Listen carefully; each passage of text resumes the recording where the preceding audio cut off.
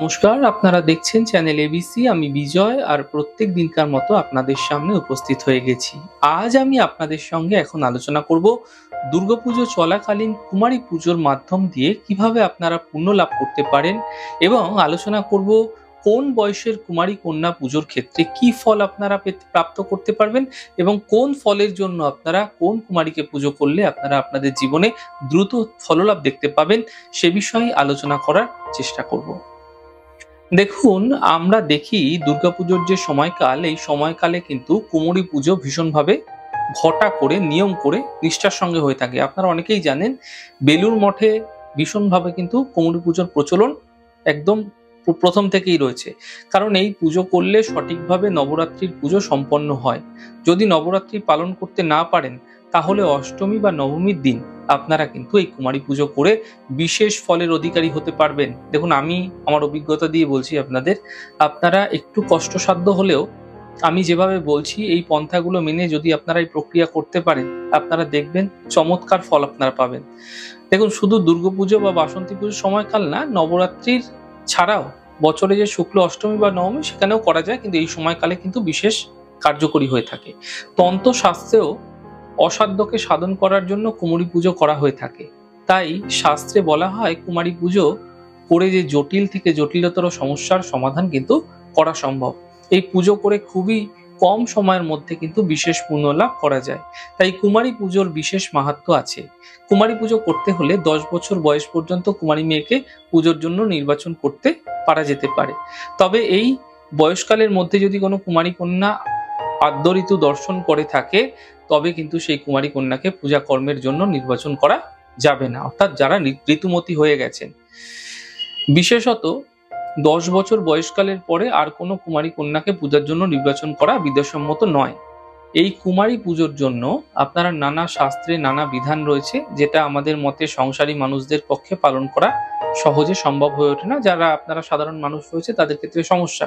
এখানে সহজ উপায়, নিয়ম বিধি আমি আপনাদের সাথে আলোচনা করব, এবং পুজোর সুফল আপনারা যেন সহজে পেতে পারেন সে বিষয়ে বলবো। এই কুমারী পুজোর মধ্যে আপনারা প্রথম জিনিসটি হলো কুমারী চয়ন করা। 2 থেকে 10 বছর বয়সের মধ্যে কুমারীকে প্রথমে চয়ন করতে হয়। কোন কুমারী চয়ন করবেন? বিভিন্ন বয়সের কন্যা পূজা করে বিভিন্ন ফল লাভ করা হয়ে থাকে। তাই বয়স অনুসারে কুমারী কন্যাকে কি কি নামে অভিহিত করা হয় এবং কি সুফল লাভ করা যেতে পারে সে বিষয়ে আমরা একটু প্রথমে দেখে নিই। দেখুন, যদি আপনি 2 বছরের কোনো কন্যাকে পুজো করছেন, তাকে কুমারী কন্যা বলা হয়ে থাকে। এবং যদি এই কন্যাকে পুজো করা হয়, তাহলে দুঃখ দরিদ্র আপনার কেটে যাবে, ধন বৃদ্ধি হবে, শত্রু নাশ হবে, শত্রু পরাজয় হবে, আয়ু বৃদ্ধি হবে, এবং কুমারী কন্যা পুজো করলে অত্যন্ত লাভজনক এবং চমৎকারিত্ব আপনার জীবনে দ্রুত দেখতে পাবেন। 3 বছরের কন্যা যদি হয়ে থাকে, তাকে যদি পুজো করছেন, তাকে বলা হয় ত্রিমূর্তি কন্যা। এই কন্যাকে পুজো করলে পুত্র সন্তান, বিদ্যা ও বুদ্ধির জন্য, বিশেষ করে আপনার সন্তানের জন্য ভীষণ ভালো। সব রকম মনস্কামনা কিন্তু পূর্ণ হবে বিদ্যা বুদ্ধি ক্ষেত্রে, সন্তান প্রাপ্তির ক্ষেত্রে, যদি আপনারা ত্রিমূর্তি কন্যার পুজো করছেন। তো 4 বছরের কন্যা যদি পুজো করছেন, একে বলা হয় কল্যাণী কন্যা। এই কল্যাণী কন্যা পুজো করলে কি হয়? রাজসুখ প্রাপ্তি হয়ে থাকে, মন্ত্রিত্ব পাওয়ার জন্য। আপনি কোন একটা পদ পেতে চাইছেন, জটিল থেকে জটিলতর সমস্যার হাত থেকে মুক্তি পাওয়ার জন্য, সর্বত্র বিজয় লাভ করার জন্য, বিশেষত যারা রাজনীতিতে রয়েছেন বা কোনো উচ্চ পদে আসীন হতে চাইছেন, তারা কিন্তু এই প্রক্রিয়া করতে পারেন। 4 বছরের মেয়েকে, 4 বছরের কুমারী কন্যাকে পুজো করতে পারেন, ফায়দা মিলবে। 5 বছরের যে কুমারী কন্যা রয়েছে, এদের বলা হয় রোহিণী কন্যা। সর্বরোগ থেকে যদি মুক্তি পেতে চাইছেন, তাহলে 5 বছরের কন্যাকে পুজো করুন। এর মাধ্যম দিয়ে সর্বরোগ থেকে আপনারা মুক্তি পেতে পারবেন, আরোগ্য লাভ হবে, গৃহে সুখ শান্তির জন্য রোহিণী কন্যা পুজো করা অত্যন্ত শুভ বলে মনে করা হয়। 6 বছর বয়সী কন্যা, 6 বছর বয়সী যদি কন্যা হয়, তাহলে তাকে বলা হয় মাতা কালিকা। তাই এই মাতা কালিকা অর্থাৎ 6 বছর বয়সী কন্যার পুজো করলে শত্রু পরাজয় হয়ে থাকে, এবং আপনার মধ্যে আকর্ষণ বৃদ্ধি পাবে, সবার প্রিয় হবেন আপনি, এবং মাতা কালিকার পুজো করলে আপনারা এই সুফল লাভ করতে পারবেন। 7 বছরের যদি কন্যা হচ্ছে, তাকে বলা হয় মাতা চণ্ডিকা। মাতা চণ্ডিকা রূপ তার মধ্যে থাকে। তাই 7 বছরের কোনো কন্যাকে যদি আপনি পুজো করছেন, তাহলে আপনি ধন সম্পত্তি বৃদ্ধি হতে পারবে আপনার ক্ষেত্রে, ধন সম্পত্তি রক্ষা আপনার হবে, অকাল মৃত্যুর হাত থেকে বাঁচবেন, ঐশ্বর্য বৃদ্ধি হবে, মান সম্মান প্রতিষ্ঠা এবং উত্তরোত্তর বৃদ্ধি লাভের জন্য মাতা চণ্ডিকার পুজো করা যেতে পারে। 8 বছরের কন্যা পুজো যদি আপনারা করছেন, মাতা গৌরী কিন্তু বলা হয়ে থাকে 8 বছরের কন্যাকে। যদি এমনটি পুজো করছেন তাহলে বাদ বিবাদ থেকে আপনারা মুক্তি পাবেন এবং পাওয়ার জন্য করতে পারেন। যদি বাদ বিবাদ আপনার জন্মকুষ্ঠিতে রয়েছে, যে কোনো ধরনের সিদ্ধি লাভের জন্য আপনারা কিন্তু এই 8 বছর বয়সী কুমারী কন্যাকে পুজো করলে, যার নাম মাতা গৌরী, এখান থেকে কিন্তু আপনারা বাদ বিবাদ থেকে মুক্ত হতে পারবেন। 9 বছর বয়সী কন্যাকে বলা হয় মা দুর্গা। মা দুর্গার রূপ থাকে তার মধ্যে। কঠিন থেকে কঠিনতর সমস্যা সমাধানের জন্য, বিভিন্ন ধরনের ভয় থেকে মুক্তি পাওয়ার জন্য, শত্রু থেকে, যে কোনো ধরনের অপমান থেকে আপনারা কিন্তু বাঁচতে পারবেন এবং আপনারা মাথা উঁচু করে দাঁড়াতে পারবেন। তাই 9 বছরের কন্যা যদি আপনারা কুমারী কন্যাকে পুজো করছেন তাহলে এই ফলগুলি আপনারা প্রাপ্ত করতে পারবেন। 10 বছরের কুমারী কন্যাকে বলা হয়ে থাকে সুভদ্রা। এই সুভদ্রা যদি আপনারা পুজো করছেন 10 বছরের কুমারী কন্যাকে, তাহলে অশুভ শক্তির হাত থেকে বাঁচার জন্য আপনারা এই পুজো করতে পারেন, যাতে কল্যাণকারী কাজে সর্বদা যুক্ত থাকেন এবং সুখ সমৃদ্ধি আপনার উপর বিরাজ করে। এমনটি করলে ফায়দা মিলবে।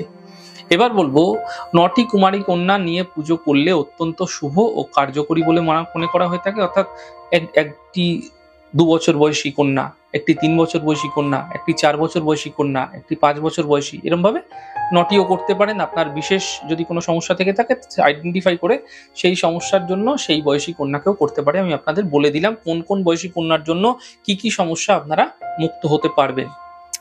এইবার বলবো যে আপনারা 8টি কুমারীও পুজো করতে পারেন এবং একটি বকুট অর্থাৎ ছোট ছেলে মিলিয়েও কিন্তু 9টি আপনারা পুজো করতে পারেন, যদি একান্তই পাওয়া যাচ্ছে না। বাড়ির ছোট ছেলে হলেও চলবে, তবে একান্ত 8টি কুমারী পাওয়া না গেলে 2টি কুমারী কন্যা ও একটি ছোট ছেলে হলেও চলবে। যদি নবরাত্রিতে এই পুজো না করতে পারেন তাহলে যে কোনো অষ্টমী বা নবমী তিথিতেও কিন্তু এই পুজো করা যেতে পারে। শুক্লপক্ষের অষ্টমী মাথায় রাখতে হবে। সেই জন্য আশপাশ থেকে যতগুলি কুমারী কন্যা পাবেন তাদের পুজো করুন। যদি কোনোভাবেই এগুলো কুমারী কন্যা পাওয়া যাচ্ছে না, সেক্ষেত্রে একটি কুমারী কন্যাকে নিমন্ত্রণ করে এনে আপনারা পুজো সম্পন্ন করতে পারেন। যদি নবরাত্রি পূজার জন্য ঘট পাতেন তাহলে অষ্টমীর দিন এই পুজো করুন। তিথি অনুসারে ভোগ দেবেন, 9 বাতির একটি প্রদীপ জ্বালাবেন, ঘিয়ের প্রদীপ জ্বালাবেন, মাটির প্রদীপ হতে পারে, আরতি অবশ্যই করবেন, নতুবা একটি ডিশের মধ্যে 9টি প্রদীপ জ্বালিয়ে রেখে আরতি করতে পারেন একত্রে। প্রত্যেকটি প্রদীপের তলায় অবশ্যই আতপ চাল দেবেন। এরপর ওং দুর্গে দুর্গে রক্ষিণী স্বাহা, অত্যন্ত কার্যকরী মন্ত্র, ছোট্ট মন্ত্র, এটি কিন্তু আপনারা জপ করবেন। অথবা জয় মাতা দি, দুর্গা মাতা কি জয় বলে অবশ্যই একটি নারকেল আপনারা ছেদন করবেন, ভাঙবেন, ফাটাবেন। এরপর কি করবেন, ফাটানো নারকেলটির অর্ধেক প্রসাদ হিসাবে গ্রহণ করবেন এবং অর্ধেক দশমীর দিন পূজার অন্যান্য জিনিসের সঙ্গে সেটি জলে বিসর্জন দিয়ে দেবেন। যে কোনো একটি কুমারী কন্যাকে দিয়ে চারা গাছ তোলাবেন এবং সেগুলি ঝেড়ে লাল সুতো দিয়ে বেঁধে মা দুর্গার সামনে রাখবেন। চারা গাছ অর্থাৎ তৃণ, অর্থাৎ দুর্বাও কিন্তু তুলতে পারে। যদি নবরাত্রি পূজার জন্য ঘট না পেতে থাকেন অথচ আপনি কুমারী পুজো করতে চান বা অন্য সময় অষ্টমী বা নবমীতে এই পুজো করতে চাইছেন, তাহলে অবশ্যই দরজায় মঙ্গল ঘট বা মা দুর্গার সামনে ঘট পাতবেন। এরপর আসুন আমরা জেনে নেব কেমন ভাবে কুমারী পুজো করা হয়। এটা প্রাথমিক পর্ব গেল। প্রথমেই বলবো, যেদিন পুজো করবেন তার আগের দিন যে কটি কন্যাকে নিয়ে পুজো করবেন তাদের প্রত্যেকের আপনার বাড়িতে নিমন্ত্রণ জানিয়ে আসবেন। পূজার দিন কন্যারা এলে অবশ্যই প্রথমে তাদের পা ধুইয়ে দেবেন, প্লেন জলে পাটা ধোয়ালে। কপালে রলির টিপ দিয়ে দেবেন একটা করে, আপনারা ঘিয়ের সাথে মিশ্রণ করে। এরপর লাল রঙের যে ওড়না আছে সেই ওড়না দিয়ে হাতে মৌলি বেঁধে দেবেন, হাতের এই পাঁজাতে।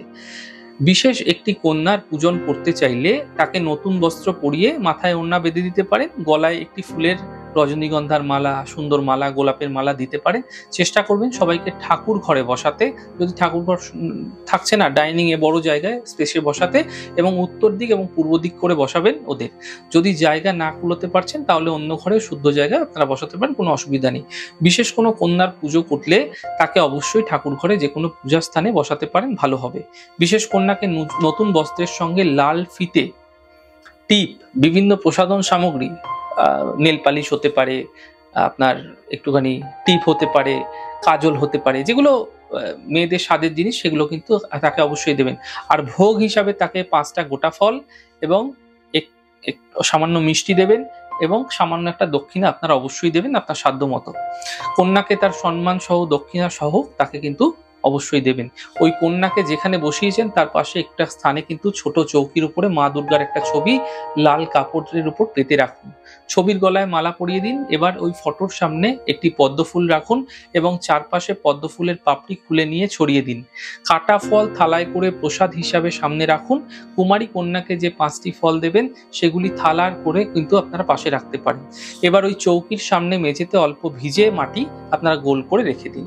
তার উপরে অল্প ধান দিন, 2 ফোঁটা মধু দিন, অল্প একটু সিঁদুর দিন, অল্প আতপ চাল দিন।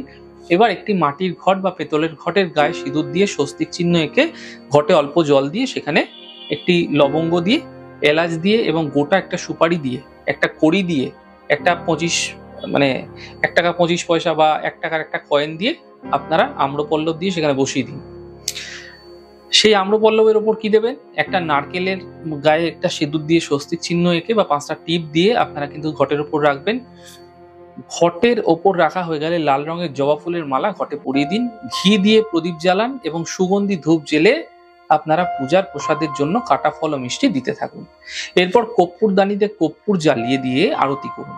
নিজে যেরকম সাধারণ বাড়িতে আরতি করেন আরতি করুন। আরতির শেষে নিজের মনস্কামনা জানিয়ে প্রার্থনা করে একটি মন্ত্র বলুন, ওইং হ্রিং শ্রিং হুং হসৌ কুর্মাদ্দৌ নম। 16 বার পাঠ করবেন।